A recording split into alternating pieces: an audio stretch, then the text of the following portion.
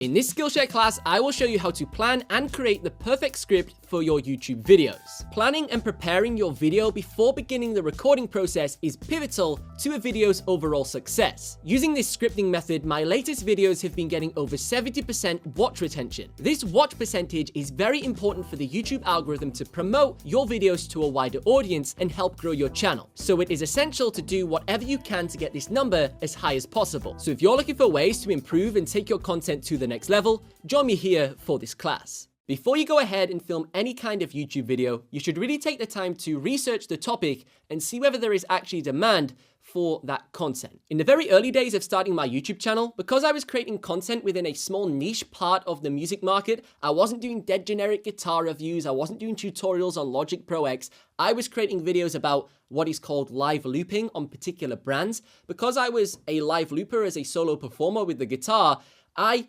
always had craved particular types of videos that simply didn't exist. So I had to teach myself how to use the products by reading manuals, and then I started to create this new format of video, you could say, on the YouTube platform. So there was no data for me to follow that proved whether these content types worked within the niche that I was creating videos for. So this constant battle with trial and error and coming up with these new formats of videos for this niche led to some success, but also led to quite a lot of failure. And some failures that you could sort of say were, quite frankly, a waste of time. Now, there are many videos on my music channel that have got thousands and thousands of views, but there are some that I've created over a year ago that haven't even got 1,000 views. And if I had understood the importance of researching a marketplace for a particular product before creating a video on that product, I would not have wasted my time creating that video. Now, just to show you my YouTube channel, if we head on over to my music channel where I have done a majority of my YouTube videos, I just want to show you an example of a video that was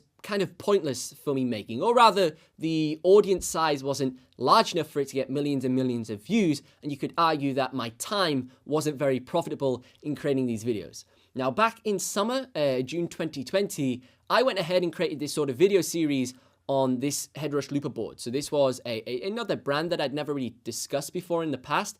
And you can see all of the videos that are contained by this brand have not even got 1,000 views. Look at that, 400 views, 800 views, 600 views. So, you know, like my time for making these videos across that entire summer, you could argue was a complete waste of time. Yes, I learned the skills of making a video and all that type of stuff, and it's maybe who I am today, but being brutal about it, you could say it was a waste of time. Whereas when you compare, when I've talked about this brand compared to a larger brand such as Boss and Roland, which is, a huge household name for music products, suddenly the same topic of video has a few thousand views because you're comparing it to a more established brand with a much larger following who's interested in learning about this product. So let's head on to YouTube and begin researching the video that we're going to create. Now, I want to create a video on this drone over here, this DJI Mavic Mini 2. I want to do a getting started guide on there, and I'm also eventually going to do a full review of it. Now, before we go ahead and start filming the video and go, yeah, this is going to fly, we literally, it's a fly because it's a drone, but we need to research the actual topic of the video and see whether there's a demand for it. Sometimes when you'll go ahead and create a video, you'll think there's a huge demand for that type of video, but when you actually begin to search for that on YouTube, you'll suddenly notice that there isn't. So let's type in Mavic Mini. So let's go DJI Mavic Mini 2, and we'll put getting started guide. Now, simply by typing this in straight away, you can see there's a huge demand for this tech product. 1.7 million views in 7 months with this getting started guide. That signifies straight away that this is a video that is worth creating. You can see as well on some of the other channels, 400,000 views, and so on. Now, you may be questioning, what is the point in creating this video when there's already so many channels that have got an established amount of views on there and are also bigger channels? You could say, because this video has got almost 2 million views and it's 7 months old, that the moment has kind of gone for this getting started guide. It's got 1.7 million views, it's ranking first in search, and it's 7 months old. So there's a good chance that the DJI Mavic Mini 3 is probably just about to release in November, and the honeymoon period is kind of gone on this topic. And to an extent, that's completely true. However, there is no harm in trying to recreate this video, one from an educational standpoint to understand why this video got 1.7 million views, and also do a trial run for when the new drone comes out later this year. You can then pick that up and go, bang, I'm going to make a video on this straight away. Additionally, because all of these videos have got so many views, 1.7 million views, almost 400,000 views, you can go ahead and watch all of these videos and figure out what is not very good about the video. You could say here for this gentleman's video, it's 45 minutes long, which is way too long. If someone's just got a brand new drone, they do not want to sit there for 45 minutes. They want to go out and start flying their drone straight away because they're excited to start using it. So we could go ahead and watch this video, read the comments, and figure out which sections were a bit inflated and too rambly, and make a more concise version, like some of the other channels have here. You've got 25 minutes version of this video, and you've even got this guy here that's made a 11-minute version of this video. I would much rather watch this video here because I want to start flying my drone, and then maybe after a few weeks of having the drone, go and watch this video for a few things that I may have missed. So when it comes to actually writing your YouTube script for your video, there's a few different approaches that you can take. Now, more recently, I have been going down the approach of actually scripting out word for word what I want to say within the video. Now, I run two different YouTube channels. I have a music channel where I do music product demos and tutorials, and then I have a tech channel where I review things like the latest iPads and the iMacs. Now, on my tech channel, every single video has a word for word script built before I even record the video. Because it's a tech video, there's a lot of specifications that I need to talk about, such as like RAM speeds or CPU speeds, all them different kinds of things, and it's quite difficult to try and recall those without making a slight error, and then someone picks up on that in the comment section and thinks you're an idiot. However, for my music channel, because I'm doing more tutorials like the one you're watching right now here on Skillshare, they're a little bit more free-flowing, so I know the topic inside out because I'm teaching it, and I can just sort of create an outline and a structure for what the video will contain, and then I can just sort of, talk off the top of my head while I work through that sort of bullet point list to show someone how to achieve something on a particular device. So this is the approach that I like to take when I'm creating my YouTube video outlines and scripts. I like to use Google Docs as this is a cloud service, so any file that I create on my Google Drive, it is available on any device that basically has an internet connection. I can access my scripts on my iPhone, my iPad, my Mac Mini, which is what I'm filming on right now, or my main editing computer, which is my iMac on my desk over there. I don't need to export out a PDF, airdrop it to myself, email it to myself. It's just there with me simply logging into my Google account. So let's explore this script that I recently wrote for a video on my tech channel that has begun to take off within the YouTube algorithm. So this is all about the new M1 iPad Pro and how does it perform for playing video games. Now, I like to break down my YouTube videos into particular chapters. So you can see we've got our introduction, we've got what games are available on the M1 iPad, we've then got controller support, so can you use a PlayStation 5 controller, an Xbox controller with your iPad to play your video games? We then have a section about the overall performance, particularly focusing on the new display that's inside of the new iPad, which is a huge talking point.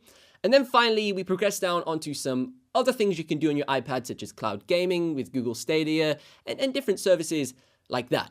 And then I finally conclude the video with what is the future of the M1 iPad, where I sort of give a roundup of what the overall thoughts have been throughout this video, and is it going to get better as more games get released. With this particular script format, I have been seeing an average watch retention of 50% on my videos. And in particular cases, I've been getting up to 60 to 65%, depending how compelling the topic of the video actually is. And considering the average across YouTube is about 30% watch retention, and you should try and target 40% to signify you're doing a good job, this shows that there's something pretty special about the importance of planning and scripting your video before you even start shooting. So what do you do to decide what is actually going to be included in your final YouTube video script?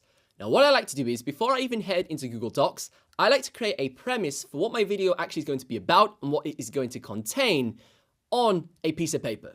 Now, you can do this on a piece of paper, inside of a notebook, or whatever you want to do. I used to just literally do this on any piece of paper, scrap piece of paper that was on my desk, because once this part was done, I would never look back at it anyways. But more recently, I've begun to do them on my iPad using an app called Good Notes 5. Now, this lets me obviously write stuff onto my iPad as if it's a piece of paper, but I can also create little notebooks to contain different topics. So I can have all of my YouTube video plans in one place, my Skillshare script plans in another place, and anything else that I need to do, such as to-do lists for B-roll and actually filming the video. So what we're going to do is we are going to create a YouTube script from the ground up for a drone review. So I have a tech video coming up that I need to do. I need to do a review of this drone. It's a DJI Mavic Mini 2. So I need to do a getting started guide and also a review. So we are going to plan out the getting started guide video, and this is going to show you how in depth you can go with a YouTube script. So because I'm going to have to head out of my studio to film this video about this drone, I want to make sure that I plan this video thoroughly and do not miss anything, because it's going to be nothing worse than if I do a half decent video plan and then I get to the top of the mountain, get all these awesome shots with the drone, then come back to edit the video and go, oh, I forgot to get a shot about that, and have to pack all of my stuff and go out again. I want to make sure that when I'm out filming, I get everything I need and I refer to this script along the way. So let's get a grasp for the flow this YouTube video is going to take. Just like in the script that I showed you earlier as the example, that script had different chapters with the little sort of title and underline, and then that would contain all of its information. Now, the way that I decided what those chapters were going to be was by doing this particular process. So obviously the first part of our video is going to be the introduction. So we want there to be an intro. That's where this video is going to start. So we'll have our introduction. And we may create a few bullet points in a moment what we might want to include here to capture the actual audience. And then we want to go into the bulk of the video. Now, I'm obsessed with my YouTube videos getting straight to the point. When you watch a YouTube video, there's nothing worse than when the person's rambling for ages and ages. So we're just going to do a very quick introduction and then get straight to talking about the drone. Now, the first thing we need to do in this getting started guide, before we start flying the drone and showing them all these crazy advanced things you can do, we need to give the user and watcher a basic overview of the drone. So the next chapter will be the drone overview. And inside of this section, we will give them, basic features, what's in the box, how to set it up, unboxing, and how to set the drone up. I get the propellers and everything in the first flight. So setup for first flight. The next part of flying the drone will be the controller and understanding the controls. So we will now do a controller overview. So let's just say this section will be called the controller. And here we will show them the settings, because you can customize them, the directions, what the actual joysticks are doing, etc. All them different types of things, and the buttons. The next part of this video will be the app. Now, for this drone, there is an app on your iPhone, and this allows you to tweak the camera settings on the drone, have an actual view of where the drone is and how it's being flown, and loads of different things here. So the next section is going to be the DJI app, which is called Fly More or something like that. So we'll go DJI app. We can refine this later on. And then in here, obviously, we're going to talk about features and, camera settings.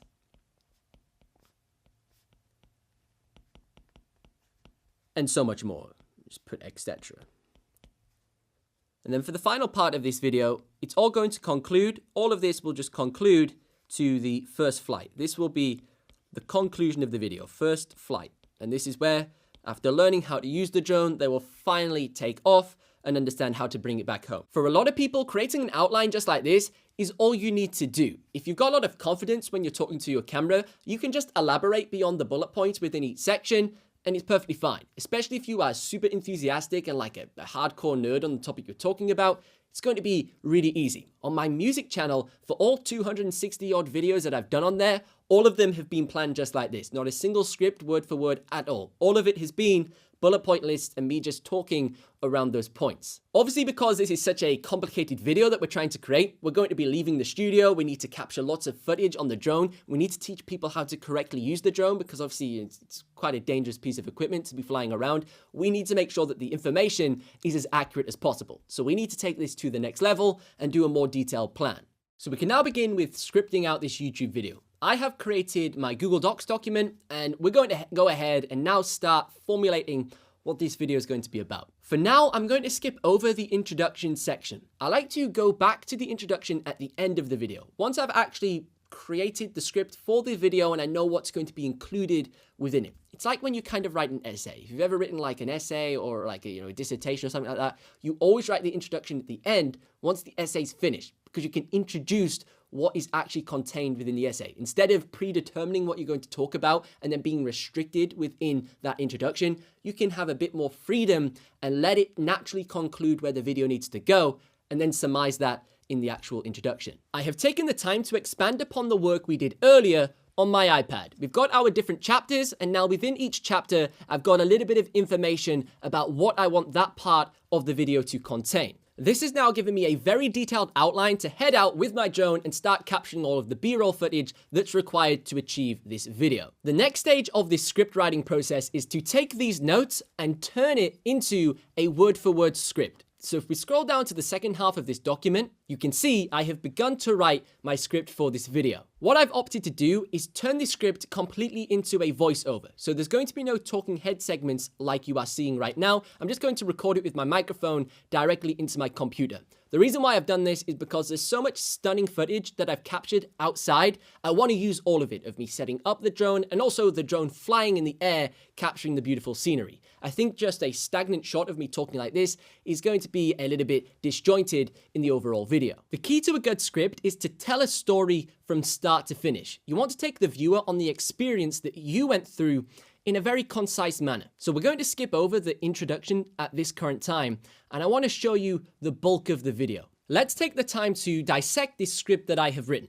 Now, I have taken my notes from earlier within this video, and I have used all of this information and elaborated upon it to create this script. And you would do it within your own words. It's quite a natural process. What you'll see from reading through this script is it flows between the chapters without you even realizing. So we begin with the drone overview here, which is listed here with the bullet points. These bullet points also correspond with the actual footage that I captured while I was out in the fields using the drone. We then seamlessly transition from the overview into the controller by just using a bit of a segue where I talk about taking the drone into the air. You're obviously going to need the controller, and then this takes us straight into that chapter of the video without the viewer even realizing. Then once again, while I'm describing how the controller works, I mention about the flight modes that you can change with the button at the center of the controller. This then segues us into demonstrating those different flight modes. We've got the cine mode, the normal mode, and the sports mode, all with corresponding footage. Again, the viewer doesn't even realize that we have progressed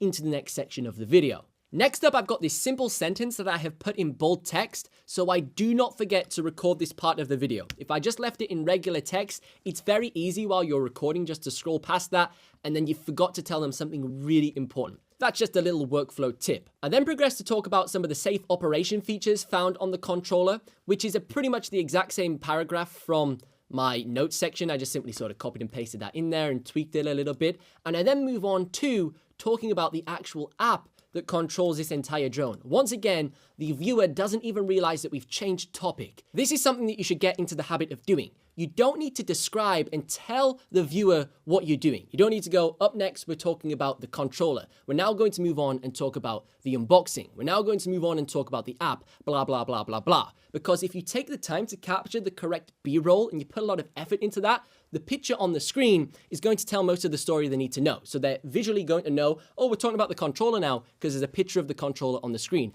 Oh, we're talking about the app now because there's a picture of the app on the screen. I now talk through a few different features on the actual app. You can read through this if you want to.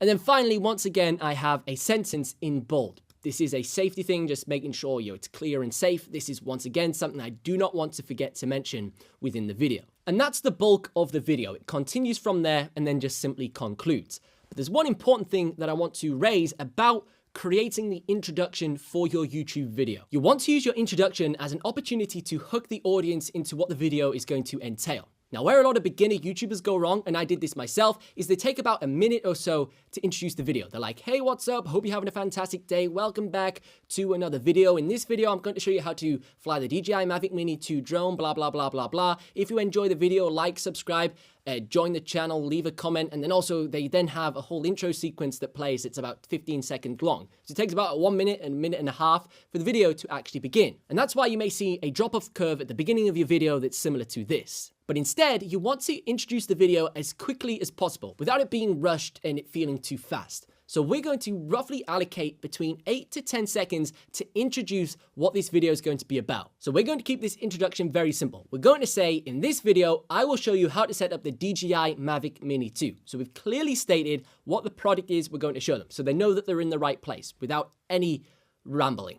We're then going to say, for your very first flight, to signify this is perfect for a beginner because it's your first flight. And then to hook the audience, we want to say something like, if this is your first time flying a drone, this is a video you don't want to miss. Something very simple like that. So we've engaged them by stating what we're going to show them and then a reason for them to stay. You know, if this is your first time flying, you don't want to miss this video because, you know, you might crash and destroy your drone. That's basically what we're implying there. Without telling them, that's what we're implying. In this video, I will show you how to set up the DJI Mavic Mini 2 and get prepared for your very first flight. If you are brand new to using a drone, this is a video you don't want to miss. This way it ensures that they watch more of the video so they don't miss something. A very key thing to understand when it comes to creating YouTube videos is using data to improve your videos. This is a huge area that people overlook. They just want to create the video, get it uploaded, and then move on to the next one, and hope that that video gets thousands and millions of views.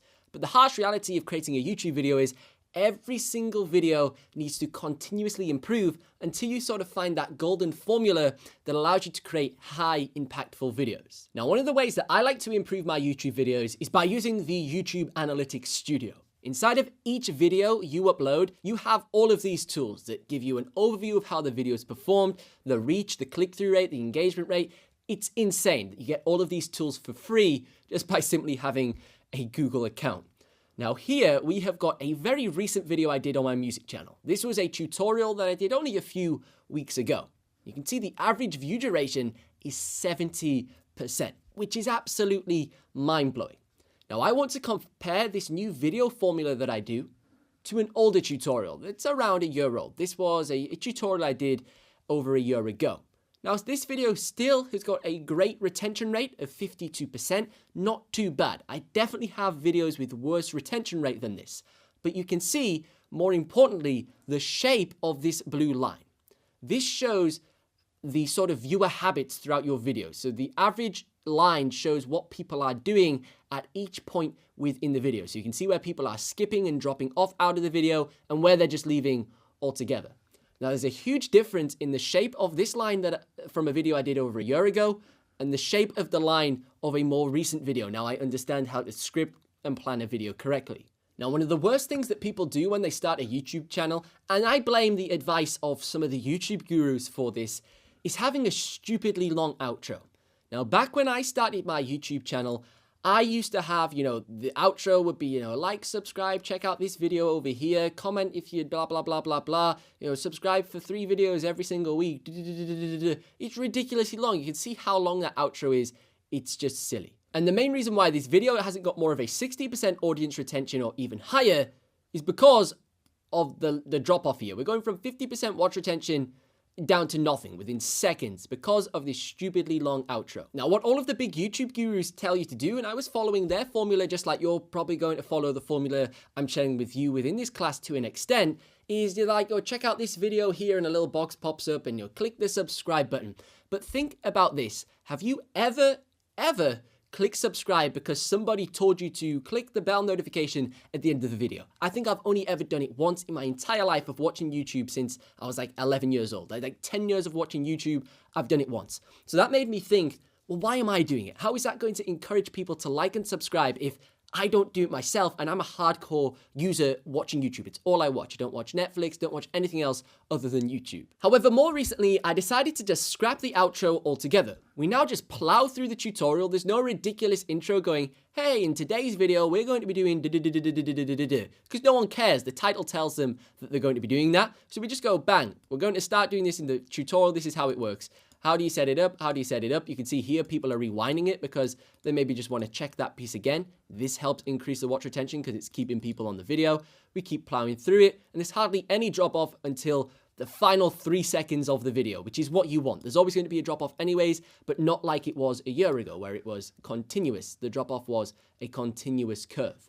So that is way better. The only thing I do now at the end of the video is a call to action. I'll say, check out the link in the description, and I'll be selling a digital product or something to make these YouTube videos a little bit more profitable. And a fair question to ask is, has there been a drop off in the amount of subscribers the video has gained due to the lack of call to actions? So to make this fair, I have chosen the last 28 days on each of the videos. So from May 16th to June 12th, 2021. You can see this video has generated 7 subscribers. And the older video with the rubbish, format of watch retention has generated 5.